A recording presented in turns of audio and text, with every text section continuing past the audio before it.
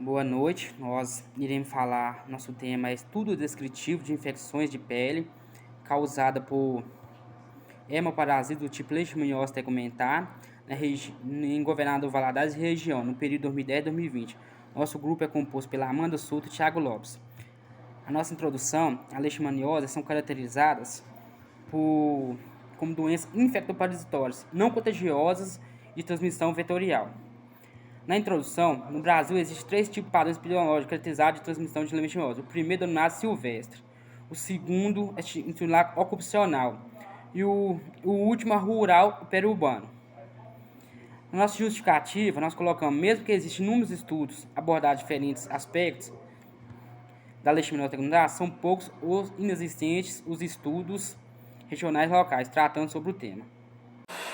Dando continuidade ao nosso pré-projeto, né, para finalizar o 8º período, vou falar um pouco da justificativa. Mesmo que existam inúmeros estudos abordados diferentes aspectos da leishmaniose tegumentar, são poucos ou inexistentes os estudos regionais e locais tratando sobre o tema. E isso deve ser muito à totalidade do conjunto de características das leishmanias e, por consequência, muitas questões relevantes para a implementação de ações e estratégias que envolve essa doença, que ela é negligenciada. E apenas estudos mais aprofundados poderiam ofertar essa negligência e o suprimento do campo dessa investigação que está muito em falta.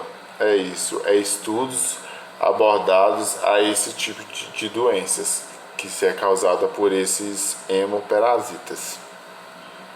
Portanto, é inconstante a relevância de pesquisas observando as características regionais de sua incidência. Como o Samuel já falou aí, é de área silvestre, ela está encaminhando para o meio urbano, então o número de casos vem sendo aumentando, então tem aí uma dificuldade clínica e epidemiológica se tratando dessa doença. Sobre a formulação do problema. Então, qual foi o questionamento? Qual foi o problema que envolve esse tema? O que levou a gente a procurar a abordar esse tema? Então, assim, a formulação do problema foi: quais são as características clínicas e epidemiológicas relacionadas ao aparecimento do número de novos casos de infecção de pele causada por hemoparasitas do tipo leishmaniose tegumentar na região do leste de Minas Gerais no período de 2010 a 2020. As hipóteses. Quais são as hipóteses que nós vamos aprofundar, que nós vamos questionar durante o nosso trabalho? As características clínicas, letra A, questão A, primeira. As características clínicas e epidemiológicas dessas doenças que podem ser evidenciadas através da disposição geográfica do indivíduo. Essa doença envolve várias características clínicas e epidemiológicas que são específicas dela. No termo da saúde, nós falamos muito que é uma característica patognomônica, que ela é específica dessa doença. Então, assim, só para falar um pouquinho das características clínicas, aparece uma pápula eritomatosa que pode evoluir para uma úlcera. Geralmente ela é indolor, que aparece na picada do quando ela é disseminada, ela é caracterizada pelo aparecimento de múltiplas lesões papulares.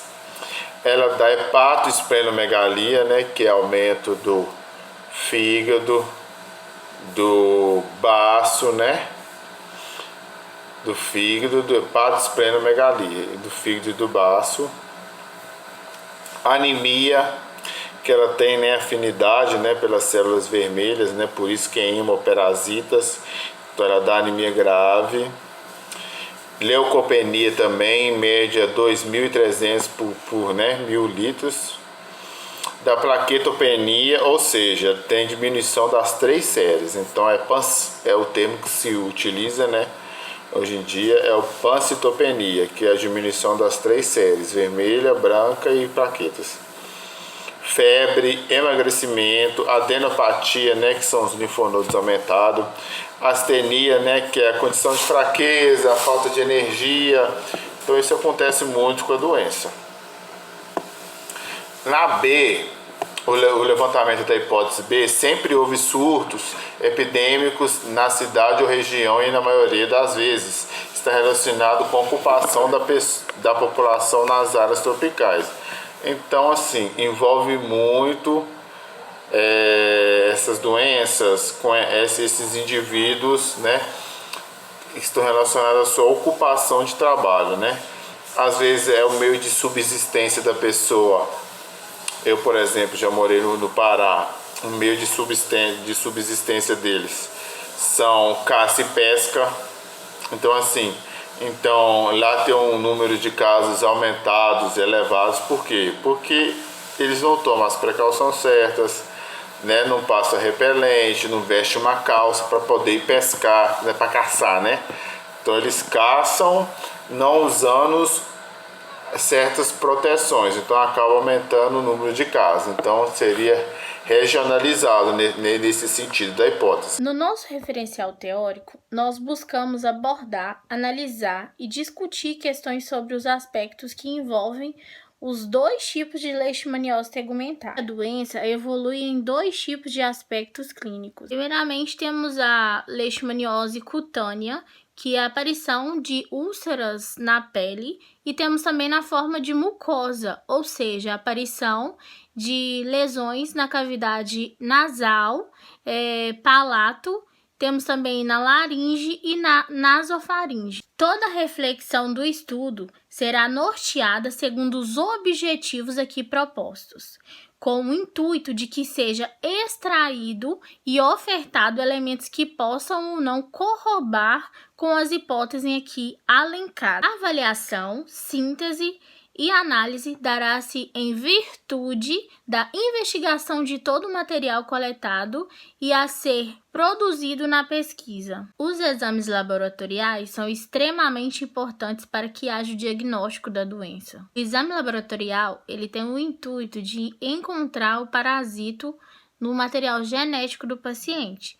Como é realizado esse tipo de exame? É realizada pela pesquisa direta por aposição de tecido em lâmina, ou seja, é realizada uma cultura nesse meio específico e inoculação em hamster.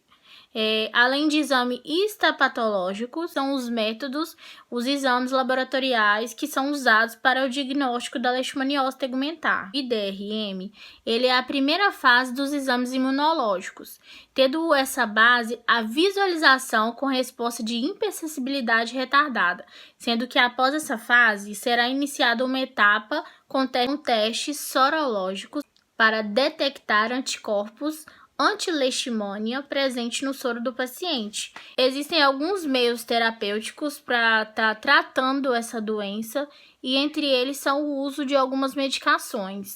A partir do momento em que o exame for considerado reagente para a leishmaniose, o paciente deverá imediatamente começar o tratamento para evitar assim danos futuros.